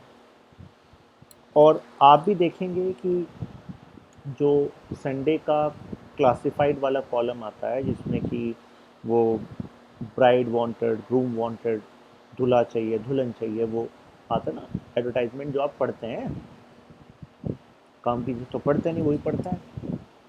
तो उसमें भी रहता है कि विमेन, जहाँ पे होता है कि ब्राइड वांटेड ब्राइड, तो उसमें होता है कि दुल्हन चाहिए, तो उसमें होता है कि फेयर, इतनी हाइट। तो मतलब क्या लिख रहे हैं वो, मतलब लिख रहे हैं कि लड़की गोरी होनी चाहिए। What is this? तो ये वो है क्या, वो एक कंसेप्शन है ब्यूटी का जिसको कई लोगों ने माना। क्यों माना? इस वजह से माना कि देखिए, अगर मैं दुनिया को, ग्लोब को हम दो भागों में बांटें, एक तो नॉर्दर्न साइड, एक साउदर्न साइड, बीच में इक्वेटर है, ठीक है। तो नदर्न साइड में अगर मैं यूएसए की बात करूं, वेस्टर्न यूरोप की बात करूं और इधर भी बात करूं, तो वेस्टर्न ईस्टर्न यूरोप सब आ गया। तो ऐसे में देखा गया कि यहाँ पर वो देश थे जिन देशों ने कॉलोनलाइजेशन किया, दूसरे देशों में उपनिवेश किया, उनको गुलाम बनाया। यहाँ पर इंडस्ट्रियलाइजेशन पहले आ चुका था, तो आर्थिक समृद्धि इनको मिल गई थी इन टाइप मशीनीकरण के कारण। ठीक है, तो अब जब मशीनीकरण, इनको आर्थिक समृद्धि मिली, इनको मार्केट्स की जरूरत थी, इन्होंने गुलाम बनाया कि मार्केट मिलेगी, इन देशों में रॉ मटेरियल मिलेगा, गुलाम बना लिया।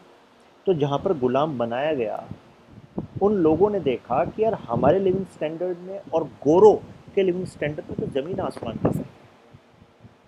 दे are living better life, they are having better facilities. तो यानी कि गोरा रंग मान लिया कि represent is representing some high class, और बस इसी कंसेप्शन को ढो रहे हैं। तो मतलब ये एक तरीके से वैचारिक गुलामी, देश आज़ाद हो गया लेकिन ये वैचारिक गुलामी आज़ाद नहीं। और हीगल ने क्या कहा था कि एक्चुअल में क्या है, आइडियाज़ जो है उससे रियलिटी क्रिएट होती है। देखिए आइडियाज़ ही तो है, ये आइडिया था जो प्रोपेगेट हुआ, रियलिटी क्रिएट होती है कि नहीं। अब यहाँ पर ये क्या है, एक नेगेटिविटी है ना, क्योंकि एक नेगेटिविटी क्यों है, क्योंकि ये एक आइडिया एब्सर्ड सा मीनिंग बनाया और उसको फॉलो किए जा रहे हैं। तो nature of movement, second law क्या कहता है डायलेक्टिक का, nature of movement is such that movement विचारों का ऐसा है कि नेगेटिविटी गेट्स नेगेटेड। तो जो नकारात्मक चीज होती है, ये नकारात्मक चीज है ना, ये बेसलेस है, फॉल्टी है, बस माने जा रहे हैं, खोखला। अभी आपने सुना होगा फेयर एंड लवली ने भी अपना नाम चेंज कर दिया क्रीम में। अब दबाव बन रहा है, इतने सालों से फेयर एंड लवली यूज करते आ रहे हैं लड़के, हॉस्टल में लगा रखी है फेयर एंड लवली, लड़के भी लगा रहे हैं। और देखिए जिस टाइम पर मैं ये बात कह रहा हूँ कि फेयर एंड लवली लगा रहे हैं और ये सब, तो I am not talking from the point of view to disrespect anyone जिसने यूज़ किया, जो यूज़ करता है, no, that's not my point is वो भी क्यों लगा रहे हैं, उनकी गलती नहीं है, उन्होंने समाज में ये सब देखा है, इस वजह से वो ऐसा कर रहे हैं। आ रही है बात समझ में। लेकिन एक्चुअल में जो रियलिटी वो क्या है, वो रियलिटी ये है, आप एग्जिस्ट करते हो ना यहाँ पर दुनिया में, हो ना, आप एग्जिस्ट कर रहे हो ना, मीन्स यू आर ब्यूटिफुल। आपके होने भर से ही आप खूबसूरत हो, बाकी सब तो कंसेप्शंस हैं, आइडियाज हैं कि ये पैमाना है ब्यूटी का, ये पैमाना है ब्यूटी का। और क्योंकि there is a negativity inside, क्योंकि ये ट्रुथ नहीं है, और हर नेगेटिविटी कैन बी नेगेटेड। और देखिए नेगेट हो रहा है, आज क्या हो रहा है, आज अगर आप जैसे मैं दिल्ली में कनॉट प्लेस में शॉपिंग करने गया फैमिली के साथ, तो एक जगह H&M एक ब्रांड है, ठीक है, तो वहाँ पर आप देखेंगे तो मतलब ऊपर जितने भी मॉडल्स के फोटोज़ लगे हुए हैं प्रेजेंटली सब ब्लैक हैं, सब ब्लैक मॉडल्स हैं। तो यानी कि इंटरनेशनल ब्रांड है वो, इंटरनेशनल लेवल पर black colour now is representing beauty. बात पकड़ में आ रही है। Many of the international beauty pageants are being won by black people। तो यानी कि अब जो कंसेप्शन है, जो नेगेटिविटी थी, वो क्या हो गई, नेगेट हो रही है। और नेगेट होके फिर हम क्या करते हैं, we move towards higher truth. और अब हम इससे ऊपर एक वास्तविकता की तरफ मूव करते हैं। और वास्तविकता क्या है, वास्तविकता ये है, क्योंकि आप देखिए, वास्तविकता ये है कि आप केवल एग्जिस्ट करते हैं, means you are beautiful, that's it. अब लड़के कहेंगे कि सर ब्यूटीफुल शब्द तो लड़कियों के लिए यूज़ किया जाता है, लड़कों के लिए हैंडसम यूज़ किया जाता है, आपको जो यूज़ करना है करिए। Next stage always be much near to truth. और जो नेक्स्ट स्टेज होती है, जैसे हम नेक्स्ट स्टेज आए ना, अब now black colour is representing beauty. Bharat में, समाज में कई जगह है, वो है, समय रहते वो भी बदलेगा। आई एम टॉकिंग अबाउट कि यहाँ पर नेगेशन हो रहा है नेगेटिविटी को, और हम हायर ट्रुथ की तरफ जा रहे हैं। नेक्स्ट स्टेज ऑलवेज भी मच नियर ट्रूथ। और नेक्स्ट स्टेज होती क्या है, वो सच्चाई के करीब होती है। देखिए सच्चाई के करीब, once all contradictions end, movement end. और जैसे सारे कॉन्ट्रडिक्शन खत्म हो जाएंगे, ये मूवमेंट ही खत्म हो जाएगी। मतलब आइडियाज़ का मूवमेंट खत्म हो जाएगा, क्योंकि अभी भी कॉन्ट्रडिक्शन एग्जिस्ट करते हैं। जैसे अभी चलिए black colour is being represented कि चलो ये भी क्या है, ब्यूटीफुल है, लेकिन अभी भी कई सारे कंसेप्शंस हैं ब्यूटी के, नैन नक्श को लेकर, है ना, और हेयर्स को लेकर। आप देखिए कितने सारे जो लोग हैं दुनिया के, उन्होंने खुद ही को एक्सेप्ट नहीं किया हुआ, वो कुछ और बनना चाहते हैं, कुछ और दिखना चाहते हैं। आई एम नॉट सेइंग कि आप एक्सरसाइज ना करो, आप फिटनेस पे ध्यान ना दो, आप कुछ और अगर ट्रांसफॉर्म होना चाह रहे हो वो ना करो। I am not talking about that, I am talking about that the way you are you able to feel complete? और अगर नहीं तो क्यों नहीं? क्योंकि there is some conception of beauty which is prevalent in the society and you are forced and trained, conditioned to accept that as truth. समाज में कुछ सच्चाई बना रखी है, कुछ कुछ विचार बना रखे हैं ब्यूटी के, एक अच्छे लड़के के, एक अच्छे लड़की के, और उसको मान रहे हैं और बस चल रही जिंदगी। लेकिन हर एक का क्या होता है, कॉन्ट्रडिक्शन मौजूद है। जिस दिन कॉन्ट्रडिक्शन एंड, वो क्या होगी, मूवमेंट एंड हो जाएगी, और end of movement is end of history. It is realisation of ultimate truth. और वहीं पर क्या हो जाता है, रियलाइजेशन हो जाता है अल्टीमेट ट्रूथ का, जो वास्तविकता है वो महसूस हो जाती है। ये है सेकंड लॉ। थर्ड लॉ पे आते हैं। थर्ड लॉ था ना, तीन लॉ थे, तीसरे लॉ पे आते हैं। Third law of directive suggest that potential quantitative changes give rise to potential change. अब पोटेंशियल चेंज से और भी एग्जैक्ट बता दूं आपको, यहाँ पर क्या इसका यूज हो सकता है, पॉलिटिकल। मतलब क्या है, थर्ड लॉ डायरेक्टिव्स का क्या कहता है, देखिए, क्वांटिटी चेंजेस टू क्वालिटी। ठीक है, तो अगर हम किसी चीज़ में क्वांटिटेटिव चेंज करते हैं तो ऐसे में पॉलिटिकल चेंज आता है। अब इसका मतलब क्या है, एग्जाम्पल दिया जैसे हीगल ने, liquid turns to gas, it appears as it is a quantitative change. ठीक है, एग्जाम्पल देते हैं। जैसे आपको क्या लगता है कि क्या कोई एक विचार अगर वो क्वांटिटी में ना जाए तो क्या तब तक वो प्रभावी हो सकता है? जैसे मैंने आपके सामने एक कंसेप्शन शेयर किया ब्यूटी का, जैसे मैं पर्सनली कैसे जीता हूँ, मैं पर्सनली ऐसे एक्सपीरियंस करता हूँ ब्यूटी को कि आप, हम एग्जिस्ट करते हैं यहाँ पर हैं, मीन्स वी आर ब्यूटीफुल। हमारा होना ही अपने आप में ज़िंदगी की एक खूबसूरती है। ठीक है, और मैं पर्सनली ऐसे एक्सपीरियंस करता हूँ लाइफ को कि लाइफ की किसी भी सिचुएशन में, किसी भी सिचुएशन में कोई पावरलेसनेस नहीं है। और ये मैं बिलीव नहीं करता, अभी बताया आपको, बिलीव और एक्सपीरियंसिंग ट्रुथ में डिफरेंस है। That's how I experience it as a ultimate truth of our life. ठीक है, लेकिन अब मैं कह रहा हूँ किसी भी सिचुएशन में कोई पावरलेसनेस नहीं है, चाहे कोई भी फेलियर हो जाए, कोई एक्सीडेंट हो जाए, सब कुछ खत्म हो जाए, लेकिन तब भी अगर मैं एग्जिस्ट करता हूँ तो यानी कि वो लाइफ को बिल्ड करने के लिए काफ़ी है। लेकिन जो ये अनुभव है, जो एक्सपीरियंस है मेरे अंदर का, क्या ये समाज में तब तक कोई बदलाव ला सकता है जब तक ये क्वांटिटेटिवली एक्सपेंड ना हो?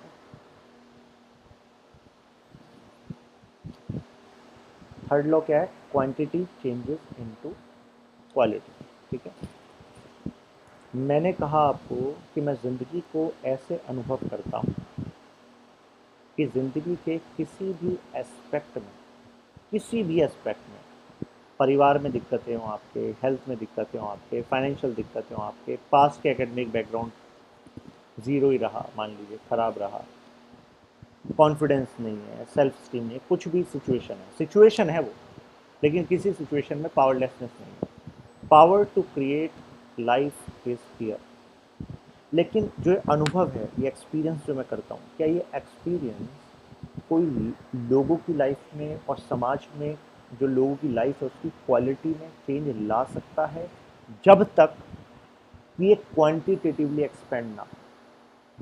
इस तरह के अनुभव को जब तक मैं व्यापक रूप से लोगों को अनुभव नहीं कराऊंगा, या लोग नहीं अनुभव करेंगे उसको, बिलीफ की बात नहीं है, बिलीफ होता है तो भूल जाते हैं, अनुभव हो गया तो भूलते हैं।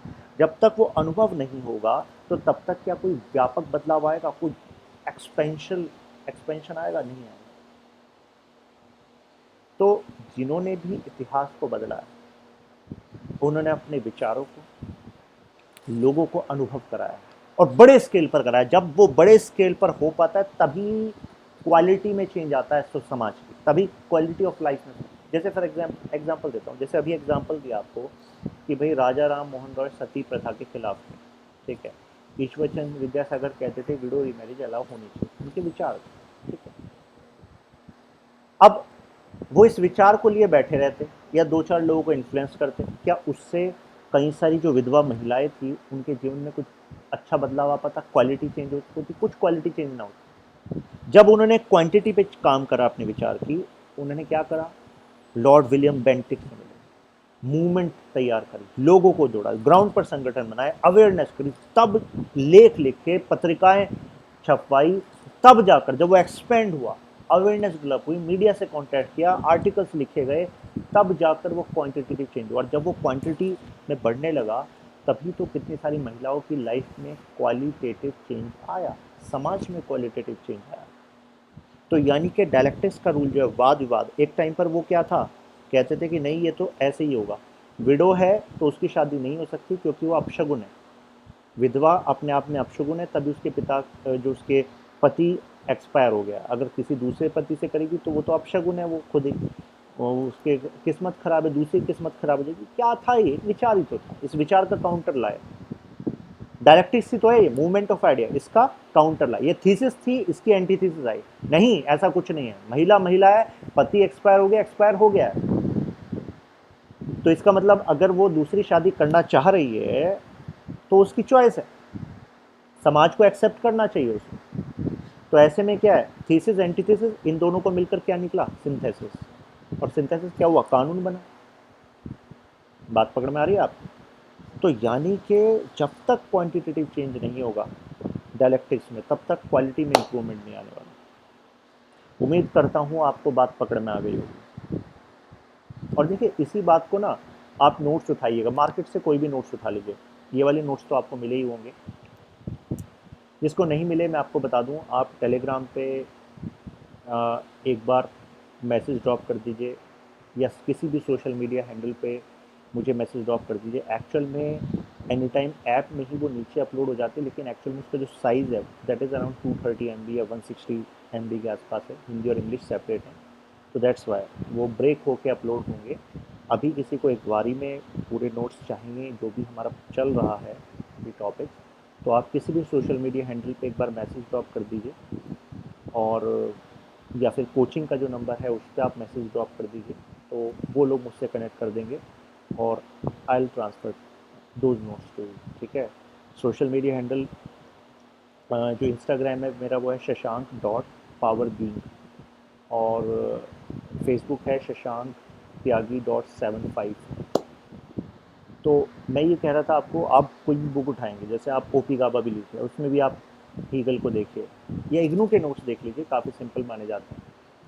तो कई बार क्या होता है कि एक्चुअल में पॉलिटिकल साइंस बहुत आसान है, लेकिन क्या है कि जो पढ़ाने वाले हैं ना, उन पढ़ाने वालों ने भी इसको अनुभव नहीं करा, ग्राउंड से एक्सपीरियंस नहीं करा। कई बार ऐसा होता है, although there are many good people also. तो होता क्या है कि वो उसको नॉलेज की तरह ट्रांसफ़र करते हैं, और इस वजह से बच्चा क्या है, उन शब्दों में ही घूम जाता है, और बस वो सोचता है इन शब्दों को रट लो, यही काम होगा। लेकिन ऐसा नहीं है। अब मुझे बताइए, कोई भी ऐसा तीन में से कोई भी ऐसा लो है जो आपको समझ में ना आए? एग्जाम्पल से बताया आपको, बात पकड़ में आ गई होगी आपको। आगे बढ़ते हैं। और बीच में मैं चेक भी करूँगा कि आपको समझ में आया कि नहीं आया, तो इस वजह से अलर्ट रहिएगा। तो देखिए, जैसे फैमिली से बनी सिविल सोसाइटी, और सिविल सोसाइटी से क्या बना, स्टेट बना, है ना। बताया था ना आपको इवोल्यूशन वाले में, नॉन लिविंग थिंग्स फिर लिविंग थिंग्स, फिर क्या प्लांट, बर्ड्स, एनिमल्स, मैन, बताया था ना। मैन से फिर क्या हुई family, family civil society, civil society से स्टेट, स्टेट से क्या हो गया एंड ऑफ स्टेट। पूरा मैप अभी आपके सामने रखा था मैंने। तो अब देखिए, स्टेट का एक फीचर है, वो है अल्ट्रुइज्म। अल्ट्रुइज्म का मतलब होता है सभी के लिए भले की भावना रखना। तो जो राज्य होता है, क्या राज्य अपने किसी दो नागरिकों में कोई भेदभाव कर सकता है कि नहीं मैं तो इस नागरिक को पहले मानूंगा, बाकी दूसरे वाले को भाड़ में जाएगा, ऐसा कर सकते हैं? नहीं। अगर ऐसा वो राज्य कर रहा है तो वो राज्य ठीक नहीं कर रहा, दैट इज फॉल्टी। तो हीगल कहते हैं, और हीगल तो क्या कहते हैं, राज्य तो क्या है, वो तो it is like March of God on earth. तो वो कहते हैं कि एक्चुअल में जो राज्य है वो ऑल्ट्रुइज्म है, उसमें सभी के लिए भले की भावना रखता है। यूनिवर्सलिज्म हर जगह व्यापक रूप से मौजूद है, आपकी सभी आवश्यकताओं की पूर्ति कौन कर सकता है, राज्य। मतलब सिंगल विंडो सिस्टम है, कोई भी दिक्कत हो यहाँ ही राज्य ही करता है। जबकि देखिए, अल्ट्रुइज्म और यूनिवर्सलिज्म है, लेकिन अगर हम इंसान की बात करें, अगर इसका अपोजिट बात करें, तो अल्ट्रुइज्म का अपोजिट होता है पर्टिकुलरिज्म। जैसे पर्टिकुलरिज्म का मतलब क्या होता है, आपने किसी विशेष की मदद करी, सबकी मदद नहीं करी, सबको इकट्ठा आप एक जैसा नहीं देखते, वो पर्टिकुलरिज्म है। तो अगर किसी राज्य में पर्टिकुलरिज्म है, तो क्या वो राज्य लंबे समय तक चल सकता है? नहीं चल सकता, क्योंकि लोग ही विरोध कर देंगे। ईगोइज्म, क्या राज्य में ईगोइज्म हो सकता है? नहीं, ईगोइज्म नहीं होगा। क्या होगा वहाँ पर? यूनिवर्सलिज्म होगा और अल्ट्रुइज्म होगा, सर्वव्यापकता होगी, और सभी के लिए क्या होगी, भले की भावना। तो state is an institution for which every citizen is equal. बताया ना अभी आपको कि राज्य तो एक ऐसी संस्था है जिसके लिए सभी नागरिक समान, like God state has live for all, यानी कि जैसे ईश्वर है, ऐसी राज्य क्या है, सभी के लिए। बात पकड़ में आ गई? अब मार्क्स का जो बेस सुपरस्ट्रक्चर मॉडल है, ये हम करेंगे नेक्स्ट टाइम, ठीक है। नेक्स्ट लेक्चर में करते हैं, तब तक के लिए keep learning keep growing. Shashank Tyagi signing of.